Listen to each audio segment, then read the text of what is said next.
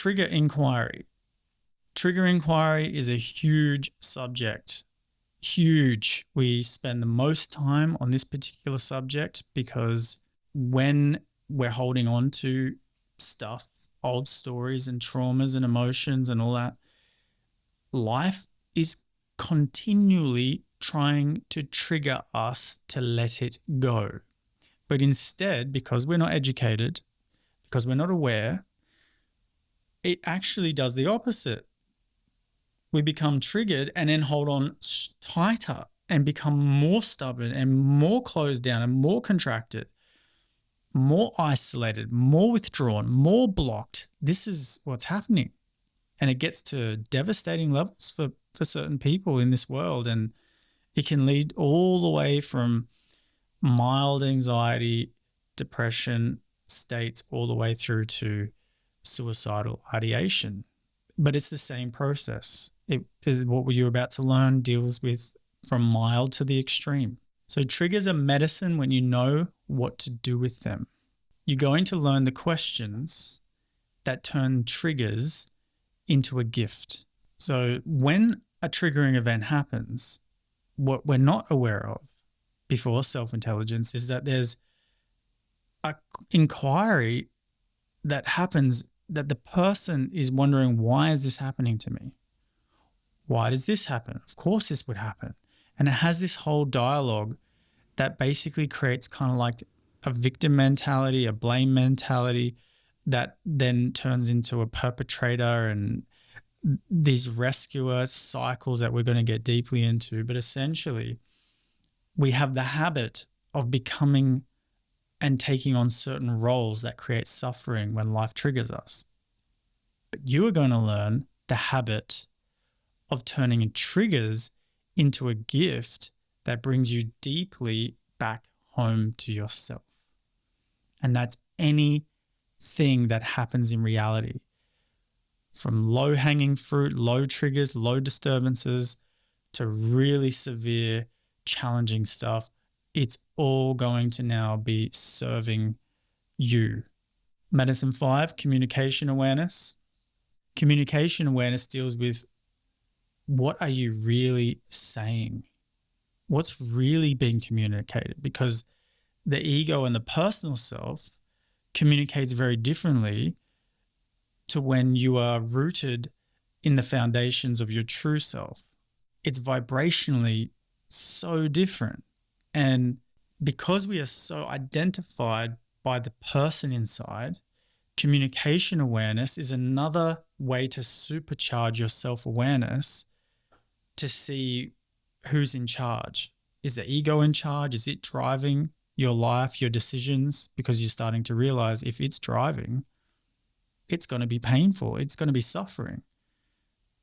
I'm fed up with that.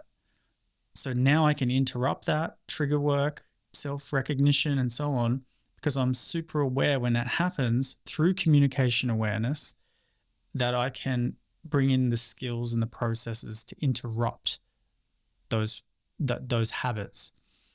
And so that looks like looking at our dialogue, looking at the words that we use. There are many words that point so obviously that the person has taken over and is starting to interact with reality. And it's a way to stop. No, I'm not going down that track anymore. Okay. There's also body language, and body language is also showing very obviously where we're coming from. You would have experienced with someone that may not have been happy with something.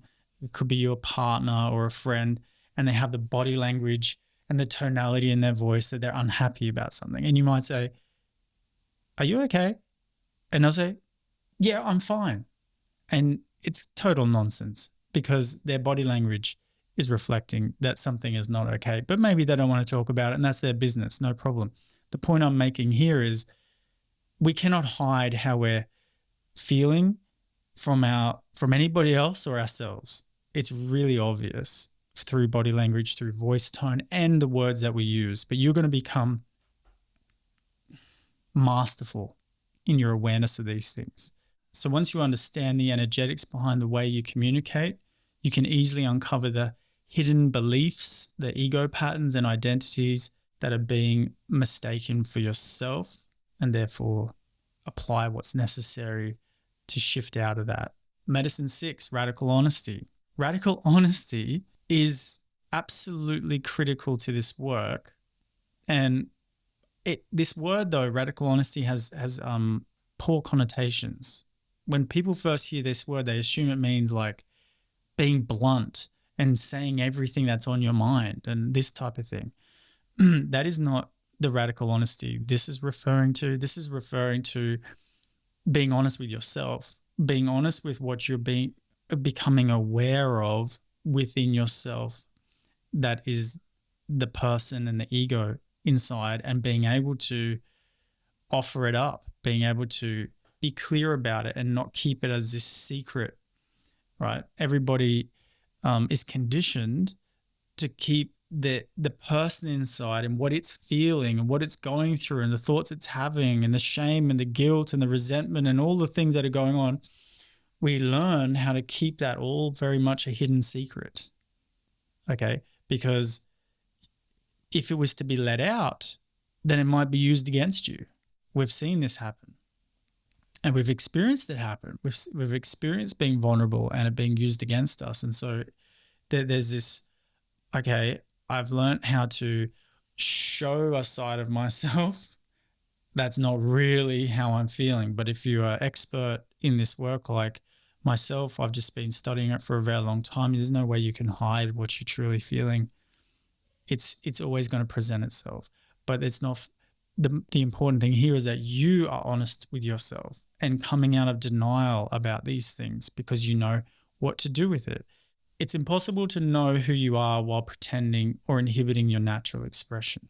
Our natural tendency to be honest is defiled by psychological notions of right and wrong enforced by our caretakers and societal conditioning.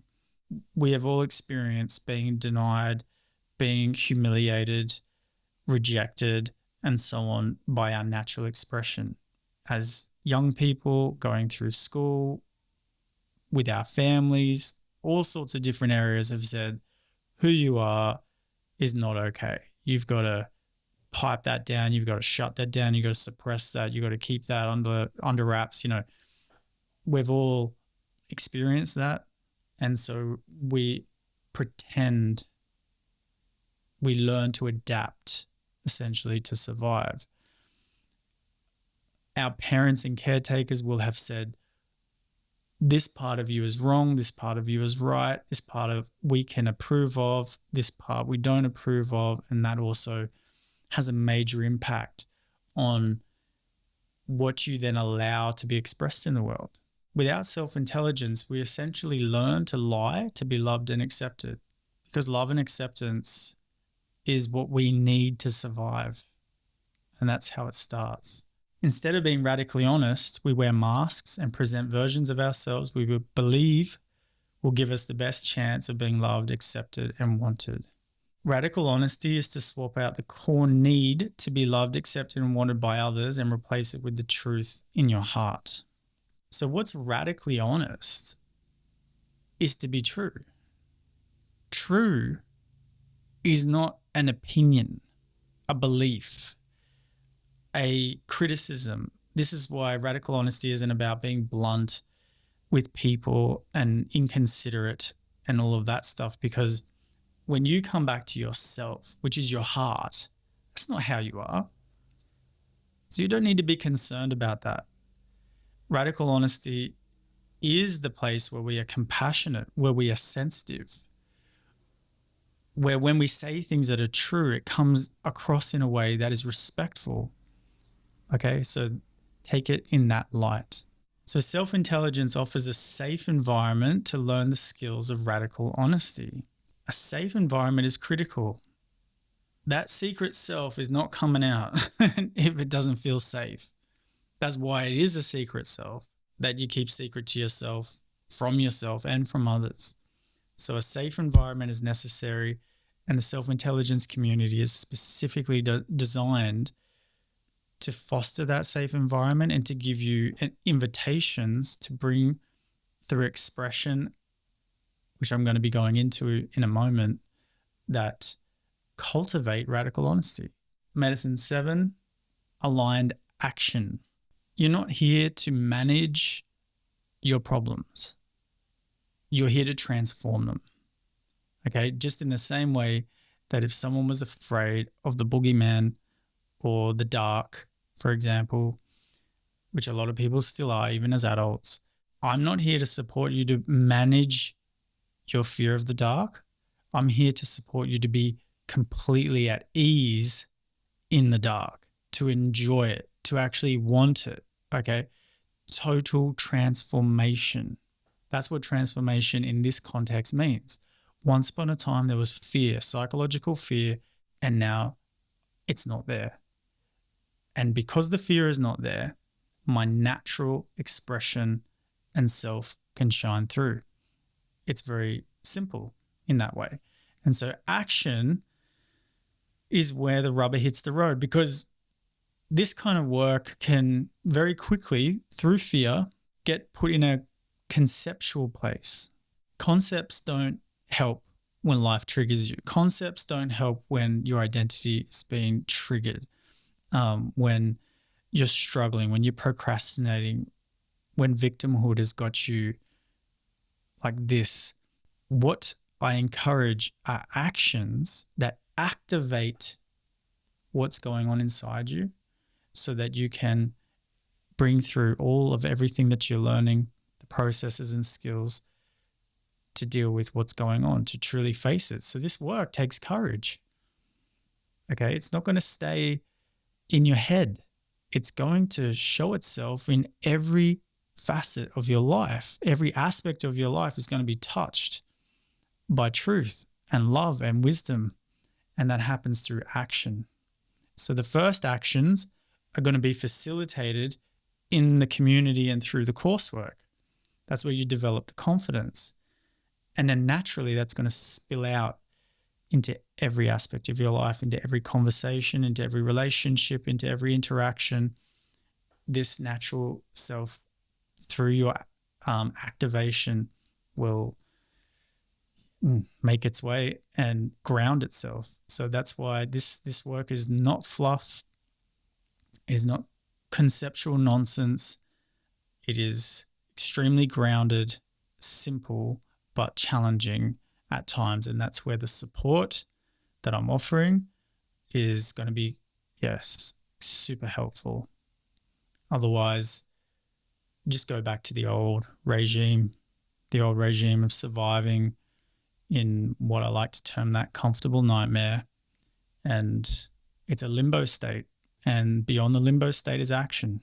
But in limbo, the fear is if I act this way, I'm screwed. If I act that way, I'm screwed. If I go that way, I'm screwed. So I'm stuck.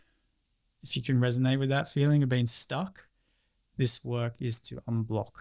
Okay, so the result of discovering and learning self-intelligence, embodying the skills and the habits, is you learn to navigate, for example, triggers in relationships, overcome drama, have drama-free relationships. Imagine that. Imagine you could be radically honest in a way that doesn't create drama, that creates respect and trust in relationships. You're going to learn how to do that. You are going to learn how to create the best optimal environment for healing.